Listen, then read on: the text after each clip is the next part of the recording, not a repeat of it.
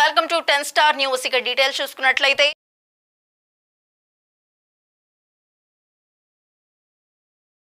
తిరుపతి జిల్లా వెంకటగిరి నియోజకవర్గ Telugu Desam party senior నాయకులు డక్కిలి మండలం మాజీ ఎంపీపీ పోలంరెడ్డి వెంకటరెడ్డి కన్నుమూశారు.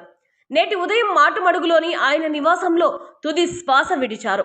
గత కొంతకాలంగా అనారోగ్యంతో బాధపడుతున్న ఆయన నేటి ఉదయం స్వర్గస్థులైనట్లు కుటుంబ సభ్యులు తెలిపారు. నియోజకవర్గ తెలుగుదేశం పార్టీలో సీనియర్ నాయకులుగా పార్టీ కార్యక్రమాలలో చురుగ్గా పాల్గొనే ఆయన ఇక లేరని తెలిసి పార్టీ శ్రేణులు దిగ్భ్రాంతిని వ్యక్తం చేస్తున్నారు.